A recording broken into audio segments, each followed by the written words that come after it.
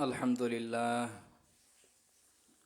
Alhamdulillah nahmaduhu wa nasta'inuhu wa nastaghfiruhu wa nu'minu bihi wa natawakkalu alayhi wa na'udzu billahi min shururi anfusina wa min sayyiati a'malina.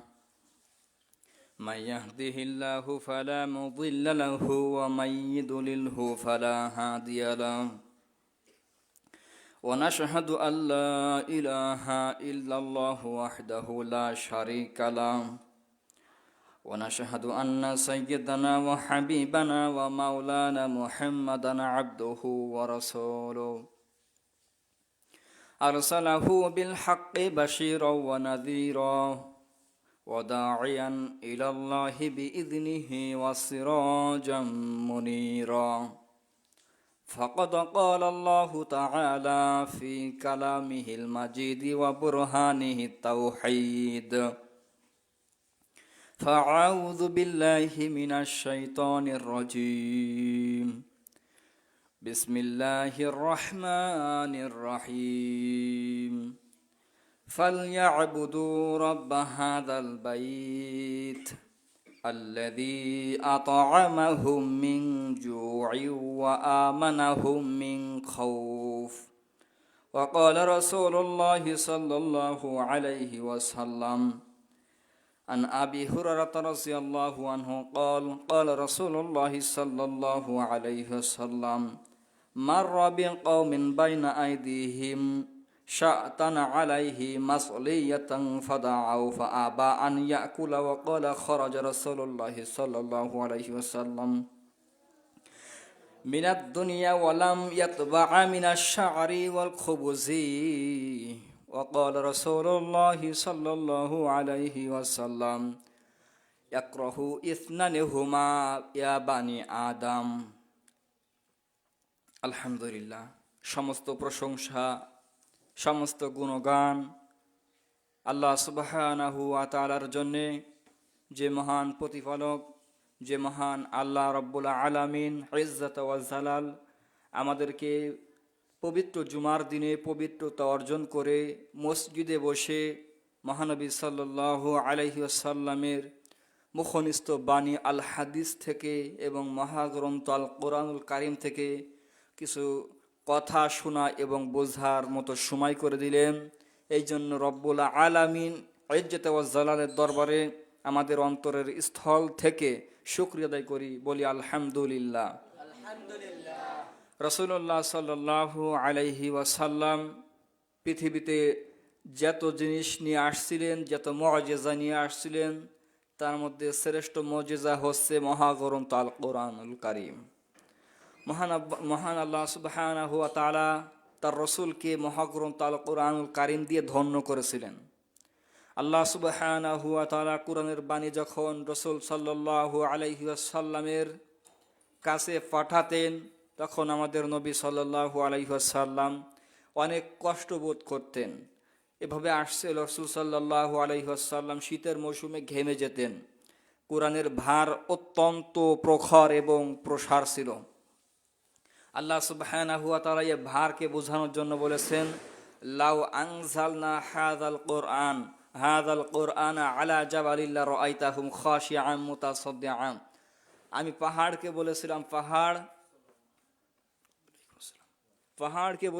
পাহাড় তোমার উপরে আমি কুরআনুল কারীম অবতীর্ণ করতে চাই। লাউ আনজালনা, নাজিল করতে চাই। হাযাল কুরআন, হাযা মানে ইহা বা উহা হরফে, এটা হচ্ছে ইশারা বলা হয়।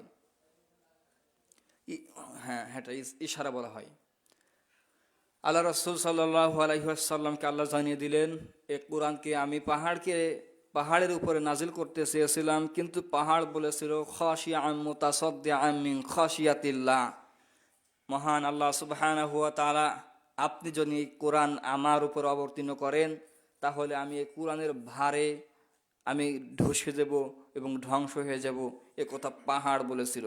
অত্র আয়াত থেকে বুঝতে পারি যে কোরআনুল কারীমের একটা ওজন আছে, একটা ভার আছে। এই কথায় আল্লাহ সুবহানাহু ওয়া তাআলা বলছেন, কামা উমিরতা, হে নবী আপনাকে যা বলা হয়েছে সেগুলো আপনি পালন করুন। আল্লাহ সুবহানাহু ওয়া তাআলা এই কথা বলেছেন, কামা উমিরতা, হে নবী আপনাকে যেগুলো আদেশ করা হয়েছে সেগুলো আপনি পালন করুন। সূরা হুদ 11 নম্বর সূরার 112 নম্বর আয়াতের মাঝের দিকে আছে। আল্লাহ রাসূল সাল্লাল্লাহু আলাইহি ওয়াসাল্লাম এই ভারের জন্যে তিনি চুল পেকে গিয়েছিল। আল্লাহ রাসূল সাল্লাল্লাহু আলাইহি ওয়াসাল্লাম বলেন, এই সূরা হুদে আমাকে যেভাবে টার্গেট দেওয়া হয়েছে দাওয়াতের, কিভাবে দাওয়াত দিবেন, একটা টার্গেট দেওয়া হয়েছে, আপনি এরকমভাবে দাওয়াত দিবেন, কাফের সমাজে ভয় ভীতি উপেক্ষা করে আপনি দাওয়াত প্রসার করতে থাকুন। তখন আল্লাহ রাসূল সাল্লাল্লাহু আলাইহি ওয়াসাল্লাম সাহাবীদেরকে বললেন, শোনো, ওয়াসুরাতুল হুদ ওয়াল মুরসালাত ওয়াল দাহর ওয়াল ইনফিতার আজিলজাল ওয়া রাসু শাইবাতুল ইসলুনা। আল্লাহ রাসূল বললেন সূরা জিলজাল এবং সূরা দাহার, সূরা মুরসালাত, সূরা কিয়ামা, সূরা আল হুদ, এগুলো আমার চুলকে পাকিয়ে দিয়েছে। হযরত ইবনে আব্বাস বলেন আল্লাহ রাসূলের চুল পাকা হয়ে গেছিল 20টিরও বেশি, ইসরুনা শাইআ, 20টিরও বেশি চুল পেকে গেছে আল্লাহ রাসূলের। আমরা যখন জিজ্ঞেস করলাম, হে আল্লাহ রাসূল আপনার তো চুল পেকে গেছে, তখন আল্লাহ রাসূল বললেন সূরা হুদ আমার চুলকে পাকিয়ে দিয়েছে। তার মানে এই সূরা হুদে এমন এমন বিষয় আল্লাহ সুবহানাহু ওয়া তাআলা তার রাসূলকে আদেশ করেছেন যে বিষয় মানতে গেলে বাধা মুসিবত উপেক্ষা করতেই হবে। সেই একটা টার্গেট, ওই টার্গেট পূরণ করার জন্য ভয়ানক সময় আমাদের হাতের কলমই চলে না। তা আল্লাহ রাসূল সাল্লাল্লাহু আলাইহি ওয়াসাল্লাম বলছিলেন, এই সূরা হুদে যেগুলো আমাকে আদেশ করা হয়েছে এগুলো আমি আদেশ পালন করতে গিয়ে আমার চুল পেকে গিয়েছে 20টির অধিক। শামাইল তিরমিজির 1 নম্বর অধ্যায় থেকে পড়তে লাগুন, ইনশাআল্লাহ পেয়ে যাবেন হাদিস। অত্র খুতবায় আমরা মহাগ্রন্থ আল কোরআনুল কারীমের একটি আয়াত, 2টি আয়াত পড়েছি। আল্লাহ তাআলা বলেছেন, রব্বা হাযাল বাইত আল্লাযী ফালইয়াবুদু রব্বা হাযাল বাইত। এই কথা আল্লাহ সুবহানাহু ওয়া তাআলা 1500 বছর আগে বলেছিলেন। সূরাতুল কুরাইশ, কোরআনের মধ্যে 114টি সূরার মধ্যে 106 নম্বর সূরা, সূরা আল কুরাইশ। এই কুরাইশের মধ্যে, এই সূরার মধ্যে আল্লাহ সুবহানাহু ওয়া তাআলা কুরাইশদের কিছু কথা এবং ঘটনা স্পষ্টভাবে বলে দিয়েছেন। কুরাইশদের যে ঘটনা, সে ঘটনার মূলে আছে অর্থনৈতিক ব্যবস্থা। অর্থনৈতিক ব্যবস্থা ছিল তাদের ব্যবসা বাণিজ্য। কুরাইশদের ব্যবসা বাণিজ্য ছিল মূল স্তম্ভ, তাদের ক্ষমতার স্তম্ভ ছিল ব্যবসা বাণিজ্য। লিইলাফি কুরাইশ ইলাফিহিম রিহলাতা শিতাই ওয়াস সাইফ। হে কুরাইশ, তারা কি এখনো আসক্ত হয়ে রয়েছে রিহলাতা শিতা ওয়াস সাইফ, শীতের মৌসুমে এবং গ্রীষ্মকালে অর্থাৎ গরমের সময় ব্যবসায়। কেন ব্যবসা মানুষের কিসের জন্য করে? নিজেদের সংসার কিভাবে চলবে, নিজেদের অর্থনৈতিকভাবে কিভাবে চলবে, নিজেদের পরিবার কিভাবে চলবে, আয় উন্নতি বরকত কিভাবে বাড়বে, এই চিন্তায়, নিজেদের অর্থনৈতিক রিজিকের চিন্তায় মানুষ ব্যবসা বাণিজ্য করে। ঠিক তেমনিভাবে আরবের কুরাইশরাও ব্যবসা বাণিজ্য করত। সেই কথায় আল্লাহ সুবহানাহু ওয়া তাআলা স্পষ্টভাবে অত্র আয়াতে বলেছেন। আল্লাহ সুবহানাহু ওয়া তাআলা বলেছেন, ফালইয়াবুদু রাব্বা হাযাল বাইত।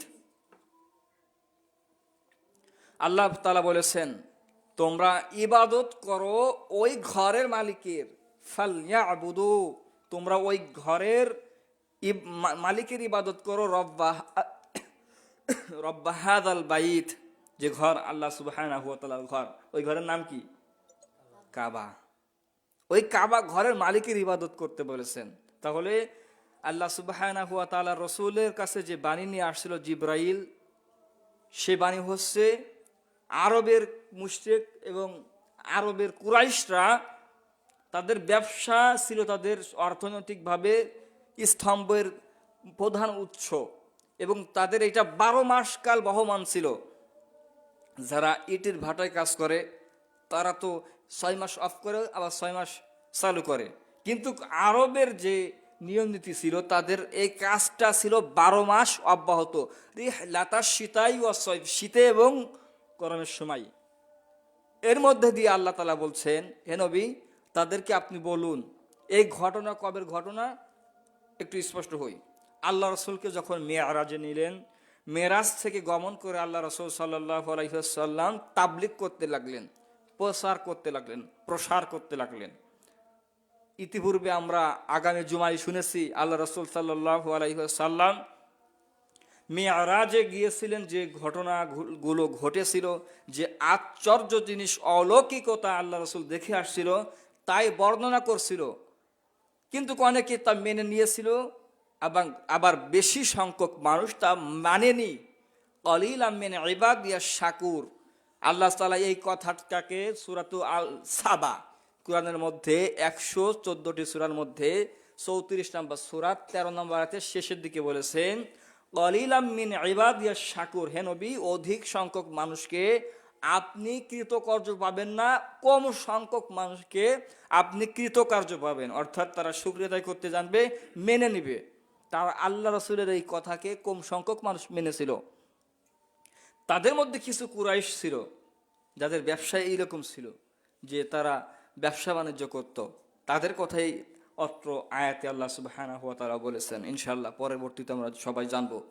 তাহলে আমরা বুঝতে পারলাম আগামী জুমায় যে আমরা আলোচনা করেছিলাম আল্লাহ রাসূল সাল্লাল্লাহু আলাইহি ওয়াসাল্লামের ঊর্ধ্বগমন ইসরা এবং মিরাজ সম্পর্কে। ইসরা হচ্ছে ওই জিনিস যে আসরাবি আবদিহি, তার একজন বান্দাকে ভ্রমণ করিয়েছিলেন রাতের বেলায়। কোথা থেকে কোথায়?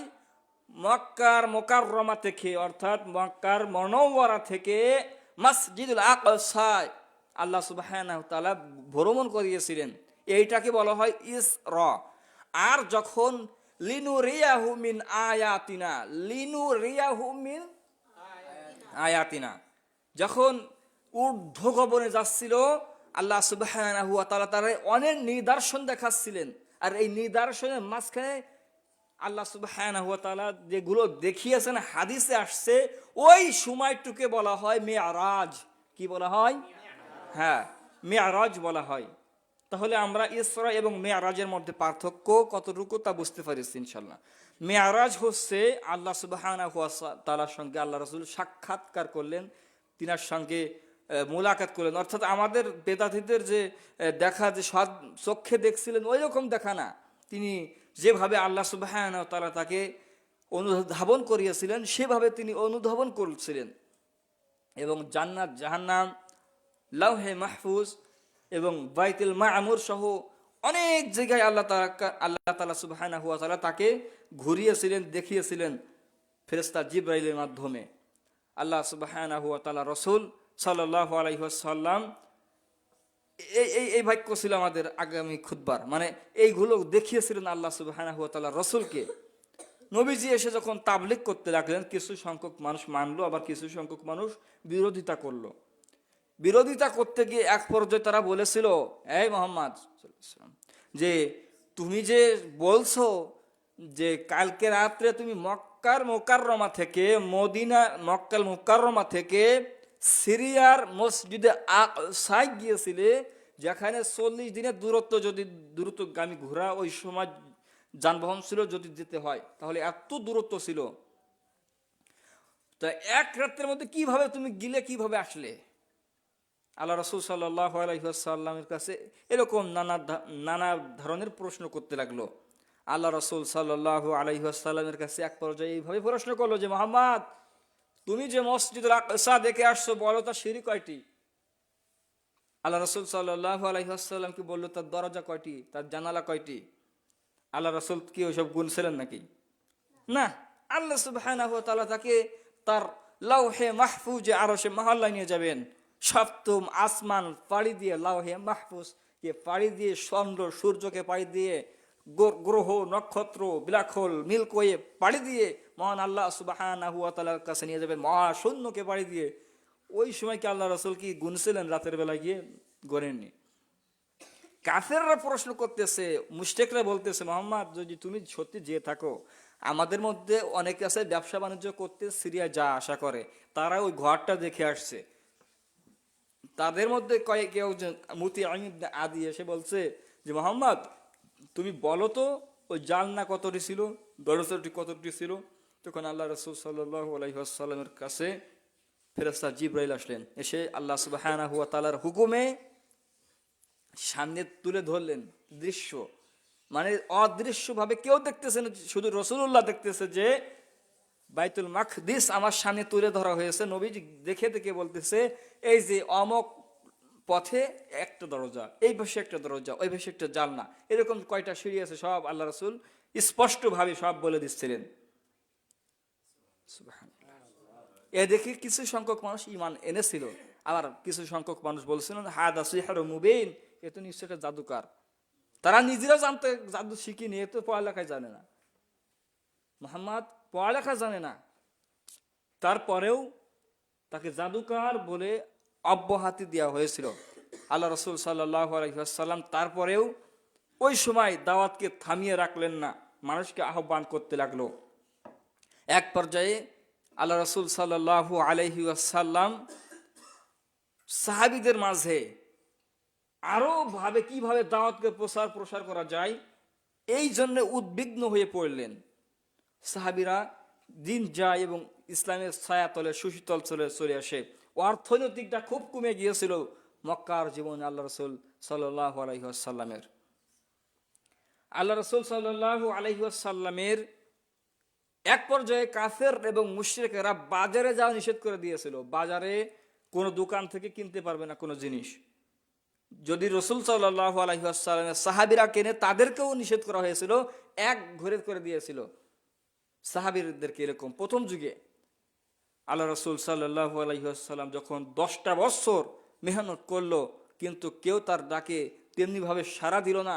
আল্লাহ রাসূল সাল্লাল্লাহু আলাইহি ওয়াসাল্লাম এবার আল্লাহর হুকুমে হযরতে জিবরাইল আলাইহিস সালামের সাহায্যে এবং আবু বকর রাদিয়াল্লাহু আনহু এর হেফাজতে মক্কা থেকে মদিনায় হিজরত করার প্রস্তুতি নিলেন।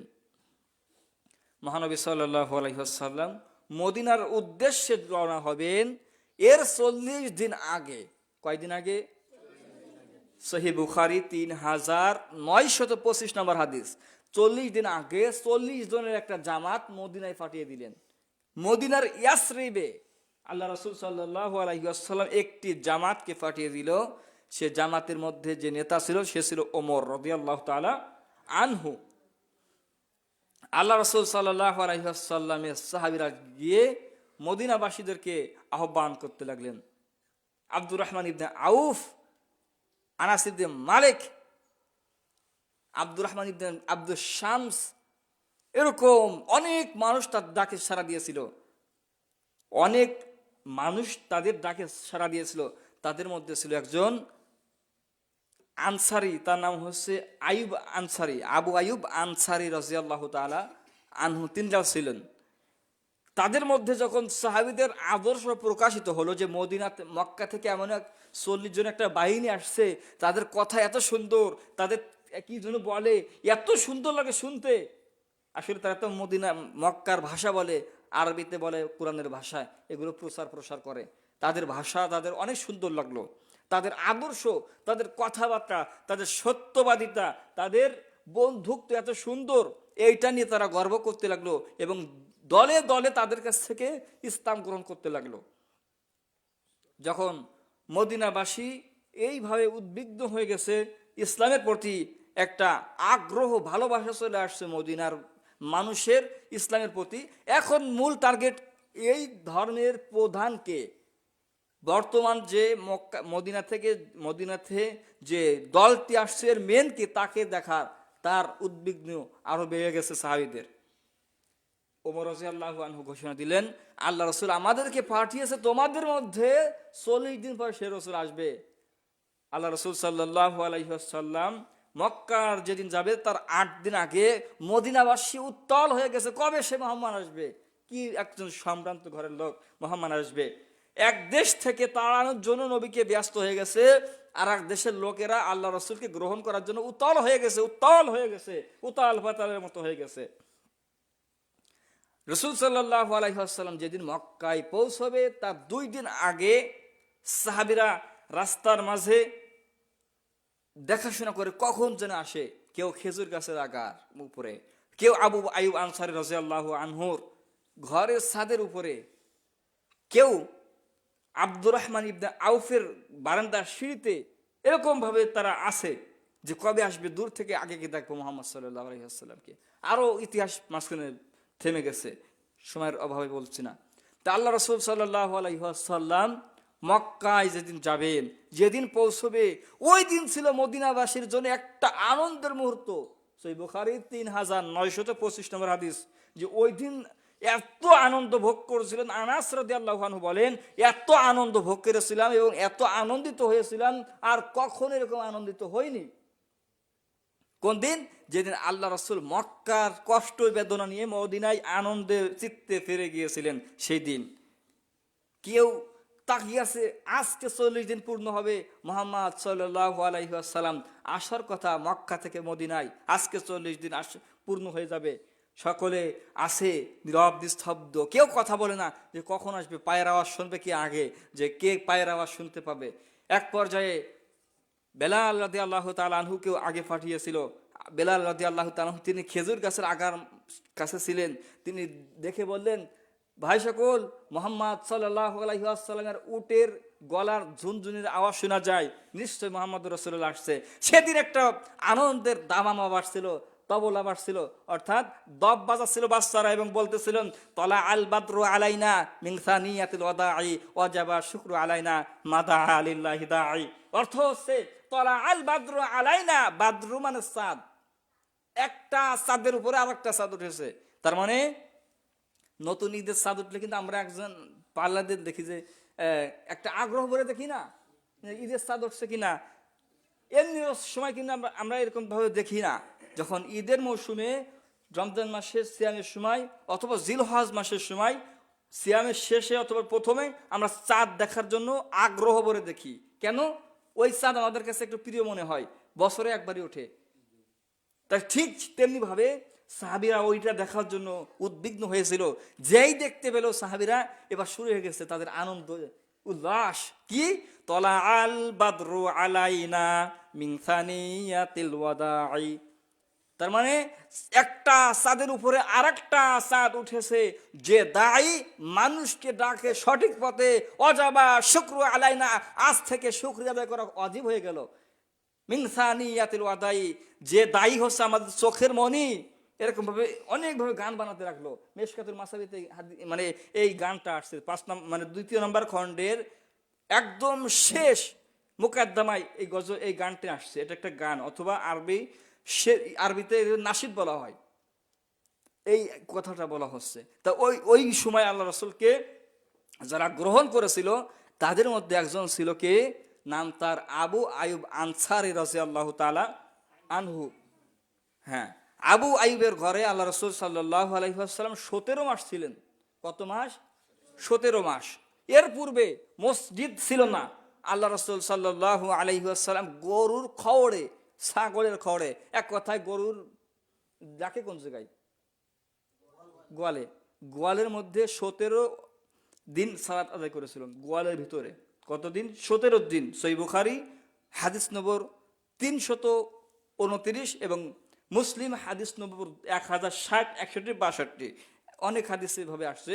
আল্লাহ রাসূল সর্বপ্রথম ওইখানে গিয়ে আশ্রয় নিয়ে, এবং মসজিদ ছিল না ওই সময়, আল্লাহ রাসূল সাল্লাল্লাহু আলাইহি ওয়াসাল্লাম আবু আইয়ুব রাদিয়াল্লাহু আনহুর গরুর খড়ে সালাত আদায় করেছিলেন। পরবর্তীতে যখন আল্লাহ রাসূল সাল্লাল্লাহু আলাইহি ওয়াসাল্লাম নির্ধারণ করেন যে আবু আইয়ুব আনসারী রাদিয়াল্লাহু আনহু তিনার ঘরের আশেপাশেই একটা মসজিদ দেওয়া যায়, সে মসজিদের নাম হয় মসজিদুল নববী বলা হয়, মসজিদুল নববী।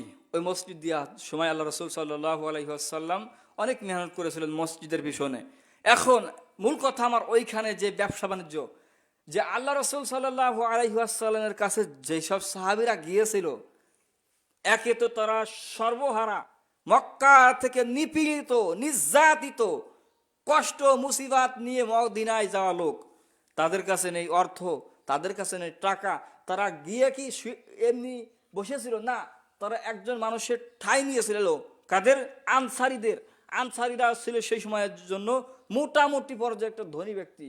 যখন দিন যায় 9 মাস, 5 মাস, 7 মাস, 10 মাস হয়ে যায়, আস্তে আস্তে তাদের একটা অর্থনৈতিক কমতি দেখা দিল। আনসারীদের একটা অর্থনৈতিকভাবে কমতি দেখা দিল, কিন্তু তারা কখনো মনের মধ্যে ঘৃণতা অথবা সংকীর্ণতা কাজ করেনি। বাস্তব প্রমাণ হচ্ছে আবু তালহা রাদিয়াল্লাহু তাআলা আনহু। আল্লাহ রাসূল বললেন, মদিনায় নববীতে বসে আছে, বললেন, কে আসো যে আমার একজন মেহমানকে নিয়ে যে কিছু খানা খেতে পারবে? তখন আবু তালহা রাদিয়াল্লাহু তাআলা আনহু তিনি তার বাড়ি নিয়ে গিয়েছিল। তখন স্ত্রীকে বলল, তোমার ঘরে কি আছে? আল্লাহ রাসূলের মেহমান নিয়ে আসছি। তখন তার স্ত্রী বলেছিল যে, আপনি তো জানেন আমাদের ঘরে কিছুই নেই দেওয়ার মতো, কিছু আছে যেটা আমাদের বাচ্চাদেরই হয় না।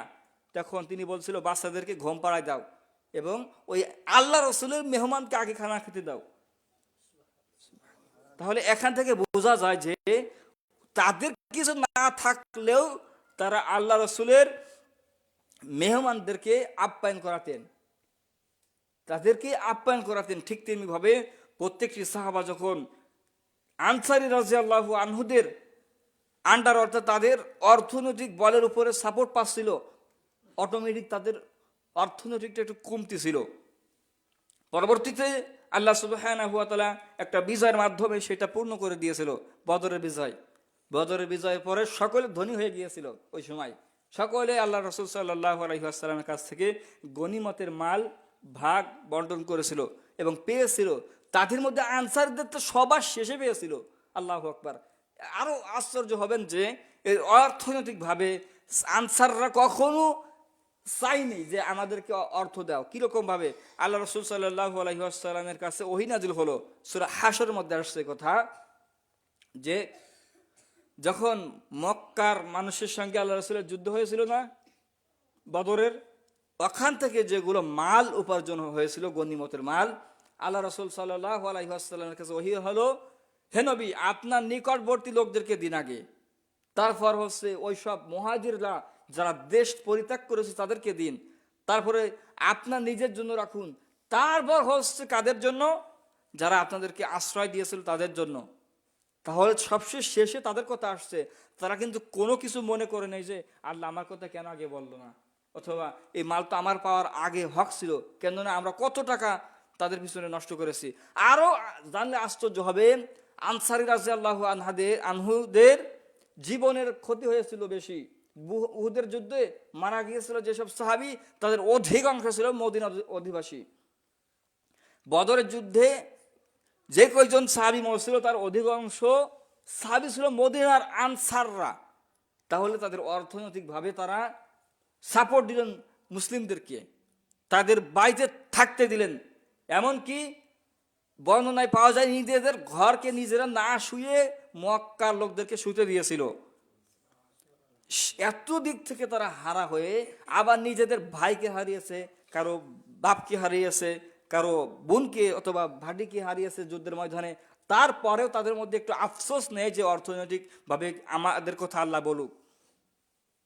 আল্লাহ রাসূল সাল্লাল্লাহু আলাইহি ওয়াসাল্লাম অনেক কষ্ট করেছিলেন এইভাবে মদিনার বুকে। আল্লাহ রাসূল সাল্লাল্লাহু আলাইহি ওয়াসাল্লাম দিনকে তাদের কলবের ভিতরে ঢুকিয়ে দিয়েছিলেন।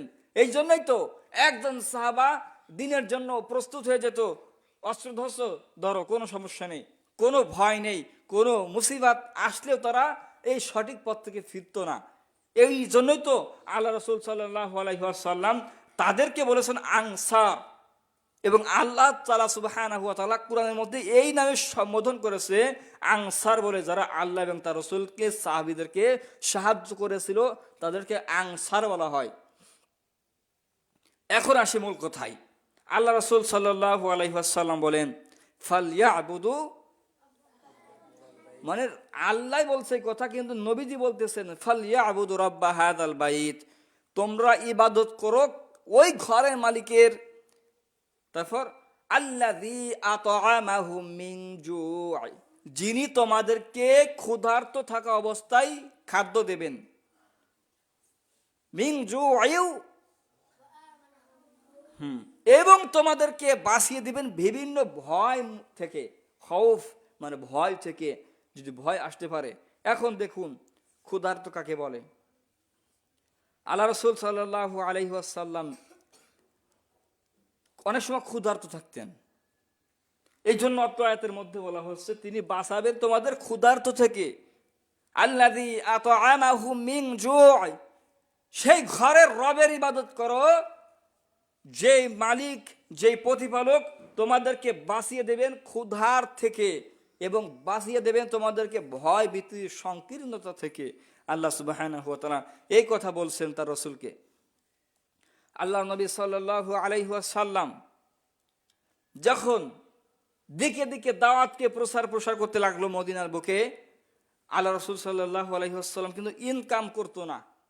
মক্কা থাকাকালীন হযরতে খাদিজা রাদিয়াল্লাহু আনহু তার অর্থনৈতিক উপরে ভিত্তি করে তিনি ইসলামকে প্রসার করতেন। তাই ছাড়া তিনার কোনো কাজ ছিল না। আবু বকর রাদিয়াল্লাহু তাআলা আনহু তিনার যে ব্যালেন্স ছিল, তিনার যে অর্থনৈতিক একটা ব্যবস্থা ছিল, তার থেকে আল্লাহ রাসূলকে দিতেন, সাহাবীদের মাধ্যমে হতো। কিন্তু মদিনায় যখন গেলেন আল্লাহ রাসূল সাল্লাল্লাহু আলাইহি ওয়াসাল্লাম এটা তেমন একটা ছিল না। হাদিসে এভাবে আসছে, হযরত ওমর রাদিয়াল্লাহু তাআলা আনহু বলেন, রাসূল সাল্লাল্লাহু আলাইহি ওয়াসাল্লাম অর্থনৈতিক ভাবে ছাড়াও এমনি ভাবে অর্থকে এড়িয়ে চলতেন। মানে অর্থ তিনি চাইলে পায়, কিন্তু তিনি চান না যে আমার অর্থ থাকুক, এইটা তিনি চান না। আল্লাহ নবী বলতেছেন যে আল্লাহুম্মা ইন্নী আউযু বিকা মিনাল জুই, হে আল্লাহ আমাকে তুমি ক্ষুধার যন্ত্রণা থেকে বাঁচাও, অমিন শাররি, এবং তুমি আমাদেরকে অনিষ্টতা থেকে বাঁচাও। আবু দাউদ 1547 নম্বর হাদিস।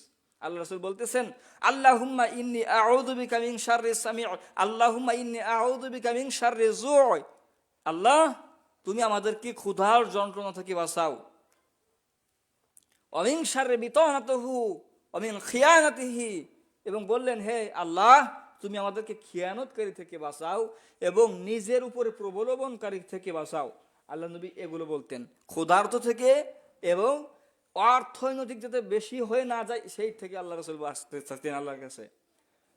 হযরত ওমর রাদিয়াল্লাহু আনহু তিনি বলেন আল্লাহ রাসূল সাল্লাল্লাহু আলাইহি ওয়াসাল্লামের কাছে কেউ যদি কিছু দিত তিনি কাছে রাখতেন না, ওইটাকে দান করে দিতেন, ওইটাকে দান করে দিতেন। হযরত ওমর রাদিয়াল্লাহু আনহু বলেন দারিদ্রতা ছিল আল্লাহ রাসূল সাল্লাল্লাহু আলাইহি ওয়াসাল্লামের নিত্যদিনের সঙ্গী। দারিদ্রতা, অর্থনৈতিকভাবে আমরা অনেক সময় অসচ্ছলতা যখন ভুগি তখন মনে করি রে কি যে করলাম, টাকা পয়সা নেই অথবা এই নেই সেই নেই, আমরা আফসোস করতে থাকি। কিন্তু আল্লাহ রাসূলের সঙ্গে ছিল এই জিনিসটা। সেই জন্য যে খুতবার প্রথমে যেটা হাদিস পড়ছি ইয়াকরাহুহুমা ইসনানে, আল্লাহ রাসূল বলেছেন দুইটি জিনিস আছে যা আদম সন্তান মানে ঘৃণা করে, পছন্দ করে না। তার একটি হচ্ছে ইয়াকরাহুহু ফিল মাল, প্রথমটি হচ্ছে মাল সম্পদ। সে চায় না যে তার মাল কম হোক, তার অর্থ কম হোক। প্রত্যেকটি মানুষ চায় তার অর্থ সম্পর্কে একটু বেশি হোক। আল্লাহ রাসূল বলতেছেন মানুষ চায় না সে তার মাল অর্থ একটু কম হোক, প্রত্যেকটা মানুষ চায় তার মাল বেশি হোক। ও তাহসাবু ফিল হিসাব, মানুষ যদি জানতো তার মালের জন্য তাকে হিসেবের সামনে দাঁড়াতে হবে। যার মাল যত বেশি হবে তার হিসাব তত কম হবে, তাই না? হ্যাঁ, তার হিসাব ততটা বেশি হবে। এরপরের বাক্য বলেন ও তাওফিল মাউতি, মানুষ চায় না সে মৃত্যুবরণ করুন। ওয়াল মাউতি ফিল ফিতনা, কেননা মৃত্যুকেও মানুষকে ফিতনা থেকে বাঁচায় যায়, মানুষ চায় না সে মৃত্যুবরণ করুক। কিন্তু নবী বলছেন কেউ যদি মৃত্যু চায় অর্থাৎ তাকে মৃত্যু দেওয়া হয়, মৃত্যুর কারণে তাকে আল্লাহ ফিতনা থেকে বাঁচিয়ে দেবেন। তাহলে আল্লাহ রাসূল সাল্লাল্লাহু আলাইহি ওয়াসাল্লামের এই কাজটা তিনি নিজে কার্যকর খাটিয়ে দেখেছেন। হযরত ওমর রাদিয়াল্লাহু তাআলা আনহু বলেন আমি একবার আল্লাহ রাসূল সাল্লাল্লাহু আলাইহি ওয়াসাল্লামের ঘরে ঢুকে দেখলাম আল্লাহ রাসূল সাল্লাল্লাহু আলাইহি ওয়াসাল্লাম মাটিতে শুয়ে আছেন। আল্লাহ রাসূল সাল্লাল্লাহু আলাইহি ওয়াসাল্লাম দোজাহানের বাদশা নামে মানুষ অব্যাহতি দিয়ে থাকেন, স্বীকৃতি দিয়ে থাকেন।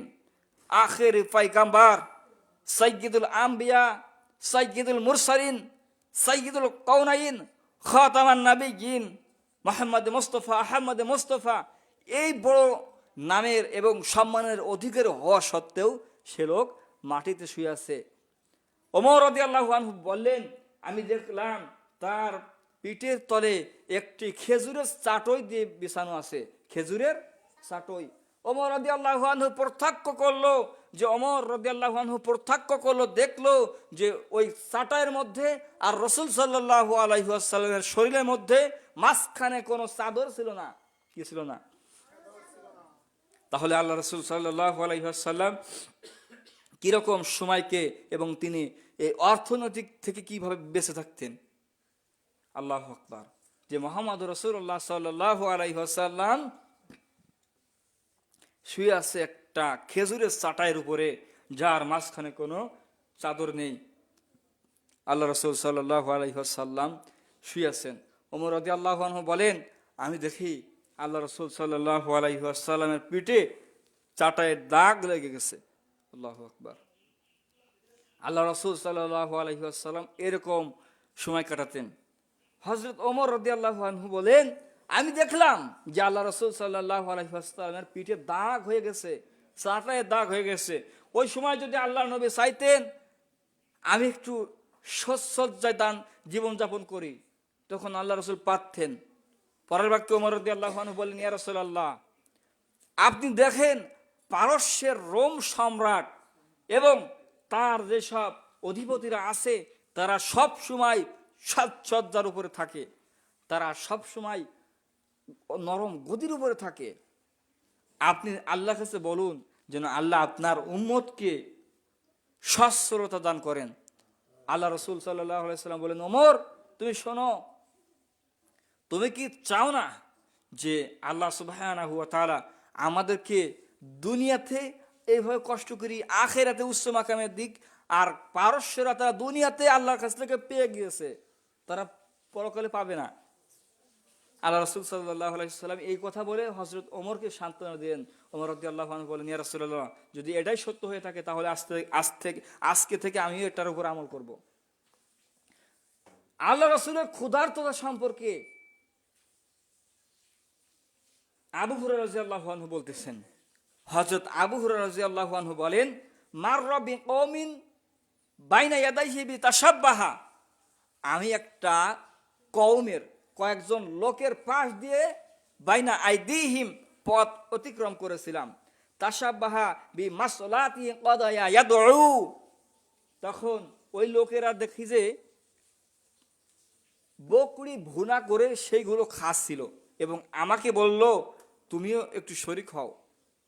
হযরত আবু হুরায়রা রাদিয়াল্লাহু আনহু বলেন, ফাআবা আন ইয়াকুলা ওয়া ক্বালা খারাজা, আমি বললাম, আমি অস্বীকার জানালাম যে আমি খেতে পারবো না, আমি খেতে পারবো না, এবং বললেন রাসূল সাল্লাল্লাহু আলাইহি ওয়াসাল্লাম পৃথিবী থেকে চলে গেছেন, মিনাদ দুনিয়া ওয়ালাম ইয়াশতা মিনার খুবজি ওয়াশ শাইর, যে আল্লাহ রাসূল সাল্লাল্লাহু আলাইহি ওয়াসাল্লাম পেট ভরে জবের রুটি তাই খেতে পারেনি।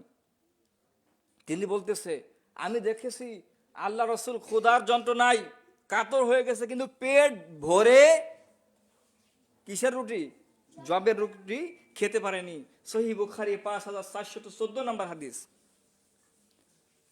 আনাস রাদিয়াল্লাহু আনহু, হযরত আনাস ইবনে মালিক রাদিয়াল্লাহু আনহু তিনি বলতেছেন, রাসূলুল্লাহ সাল্লাল্লাহু আলাইহি ওয়াসাল্লাম ইয়াকুলু মিররি ওয়াল্লাযী নাফসি বিয়াদিহি মুহাম্মদ, তিনি বলতেছেন আল্লাহর শপথ, আমি রাসূল সাল্লাল্লাহু আলাইহি ওয়াসাল্লামকে বলতে শুনেছি, সেই আল্লাহর শপথ যার হাতে আল্লাযী নাফসি বিয়াদিহি মুহাম্মদ সাল্লাল্লাহু আলাইহি ওয়াসাল্লামের প্রাণ রয়েছে, সেই আল্লাহর শপথ করে বলতেছি, ওয়াল্লাযী নাফসি বিয়াদিহি মুহাম্মদ মা আসবাহা ইনদা মুহাম্মদ মা তাসফিহি ওয়ালা আসাবা তামরাতিন ওয়া ইন্না লাহু ইয়াউমিন তিসআতা ওয়া ইসরিনা।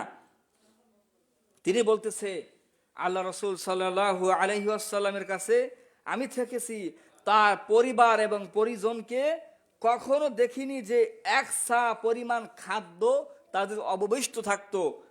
তখনও তার স্ত্রীর সংখ্যা ছিল 9 জন। কি বুঝলেন?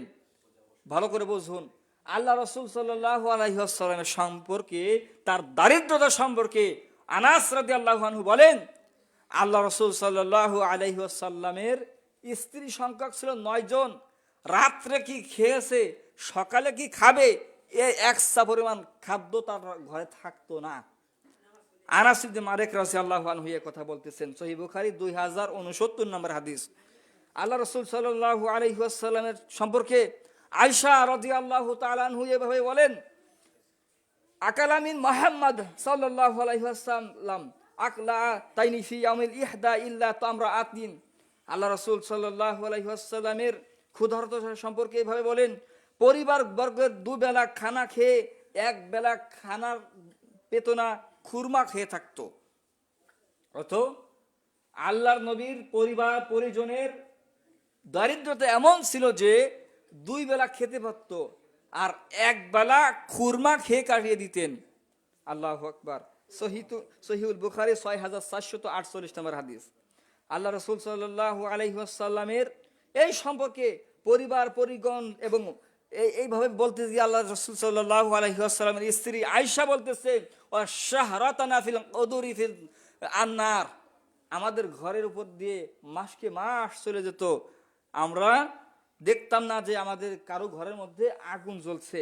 সহিহুল বুখারী 2556 নম্বর হাদিস।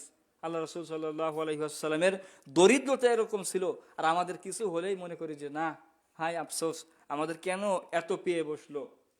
অর্থনৈতিকভাবে যদি আমরা কোনোভাবে একটু পিছিয়ে পড়ি, আমরা অনেক হতাশ হয়ে পড়ে যাই। কিন্তু এখান থেকে দেখা যায় যে আল্লাহ রাসূল সাল্লাল্লাহু আলাইহি ওয়াসাল্লামের সংসারের উপর দিয়ে, তিনার পরিবারের উপর দিয়ে মাসকে মাস চলে যায়, তারপরেও তারা কি করে না, আগুন জ্বলে না। আগুন জ্বলানো মানে যে আমরা শীতের মৌসুমে আগুন জ্বলাইতে হাত পা ঠান্ডা থেকে গরম করি, ওরকম আগুন না, রান্না করা চুলোর আগুনের কথা বোঝানো হয়েছে, ওখানে আগুন চলতো না।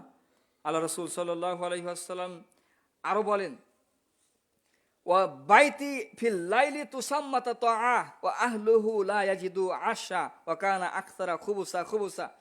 অর্থ হচ্ছে, ইবনে আব্বাস রাদিয়াল্লাহু আনহু বলেন, রাসূল সাল্লাল্লাহু আলাইহি ওয়াসাল্লাম একাধারে ক্ষুধার্ত কাটিয়ে কয়েকটা দিন কাটিয়ে দিতেন এবং তাদের জন্য রাতের খাবার জুটতো না। একাধারে কয়েকটা দিন না খেয়ে কাটিয়ে দিতেন, রাতের খাবার জুটতো না। ইবনে মাজাহ হাদিস নম্বর 1347। আল্লাহ সুবহানাহু ওয়া তাআলা যেন আমাদেরকে ক্ষুধার্ত থেকে বাঁচান। এই জন্যই তো আল্লাহ রাসূল সাল্লাল্লাহু আলাইহি ওয়াসাল্লাম বলতেছেন, আল্লাহুম্মা ইন্নী আউযু বিকা মিনাল জুই ফাইন্নাহু বিসাদ দাজি' ওয়া আউযু বিকা মিনাল খিয়ানাতিহি ফাইন্নাল বিসাল বিতানাতুহু। আবু দাউদের 1547 নম্বর হাদিসে এভাবে বলছেন যে, আল্লাহ তুমি আমাকে ক্ষুধার্ত থেকে বাঁচাও। তার মানে উম্মতে মুহাম্মাদেও ক্ষুধার ভয়ে কাতর হয়ে পড়বে, এই জন্য এই শিক্ষা দিলেন। আল্লাহ বলছেন, কেউ যদি ক্ষুধার্ত থেকে বাঁচতে চায়, ফালইয়াবুদু রব্বা হাযাল বাইত, সে যেন তার প্রতিপালকের ঘরের ইবাদত, মানে ওই ঘরের মালিকের ইবাদত করে। আল্লাযী আত'আমাহুম, যিনি তোমাদেরকে তম দান করবেন, খাদ্য দান করবেন এবং তোমাদেরকে সচ্ছলতা দেবেন, ভয় ভীতি থেকে বাঁচিয়ে দিবেন। আল্লাহ যেন আমাদেরকে এই ভয় ভীতির সম্পর্কে আরো সচ্ছলতা হওয়ার তৌফিক দান করুন, আমিন। আমি যেটা বলতে চাচ্ছি যে প্রথমত কথা হচ্ছে, কেউ যদি রিজিককে বাড়াতে চায়, সে যেন ইবাদত না করে বসে থাকে, ইবাদত করে। কোন ঘরের মালিকের? আল্লাহর কাবা ঘরের কথা বলা হচ্ছে। কাবা যে মালিক, সেই মালিকের ইবাদত করতে বলা হচ্ছে। যদি ইবাদত করে তাহলে তার অর্থনৈতিক বেরিয়ে যাবে। এই সান্ত্বনা দিচ্ছিলেন আল্লাহ তার রসুলকে, কাদেরকে বলার জন্য? কুরাইশদেরকে। কেননা যারা মুসলিম গ্রহণ করছে, মুসলিম ধর্ম গ্রহণ করছে, ইসলাম ধর্ম গ্রহণ করছে, তারা অধিকাংশ হচ্ছে কি পথভ্রষ্ট ছিল এবং তাদের ব্যবসায় ছিল তাদের মূল জীবনত্ব। যখন ব্যবসাও হারিয়ে গেল, আল্লাহ সুবহানাহু ওয়া তাআলা তাদেরকে সান্ত্বনা দেওয়ার জন্য বলছে, তাদের ক্ষুধার টেনশন যেন না করে, তারা কালকে কি খাবে ওই টেনশন যেন তারা না করে, তারা যেন কাবার যে আমি একজন মালিক আছি, এই ঘরের রবের ইবাদত করে। যদি তারা ইবাদত করে তাহলে আল্লাহ সুবহানাহু ওয়া তাআলা তাদেরকে ক্ষুধা থেকে বাঁচিয়ে দেবেন এবং ভয় ভীতি থেকে বাঁচিয়ে দেবেন। আল্লাহ যেন আমাদেরকে জানার এবং বোঝার তৌফিক দান করুন।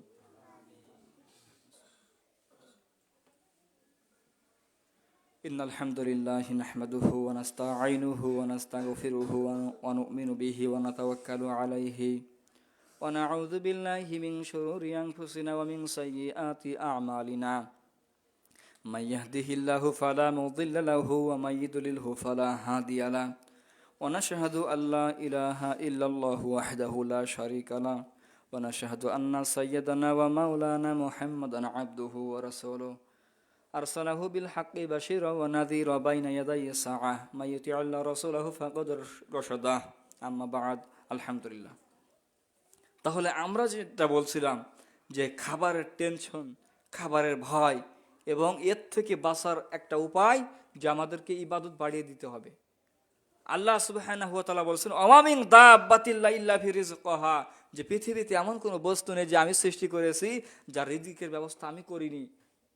ওয়া নাহনু নারযুকুকা, তোমরা সালাত আদায় করো, রিজিক তো আমি তোমাদের কাছে চাই না, রিজিক তো আমি তোমাদেরকে দেব। তাহলে আল্লাহ যেন আমাদেরকে আমল করার তৌফিক দান করুন। আমরা অনেক সময় মনে করি আমাদের একটি জামা। দেখুন সাহাবীদের ইতিহাস, হযরতে খরাজা, হযরতে জারআ রাদিয়াল্লাহু আনহু বলেন মহান নবী সাল্লাল্লাহু আলাইহি ওয়াসাল্লাম নুরিদু ওয়াজহু ওয়া আজরাহা রাসূলুল্লাহ সাল্লাল্লাহু আলাইহি ওয়াসাল্লাম মান ইয়াজিদু ফিহি মুসাব ইবনে উমাইর রাদিয়াল্লাহু আনহু। তিনি বলতেছেন আমরা একসঙ্গে অনেকে যুদ্ধ করেছিলাম উহুদের যুদ্ধে।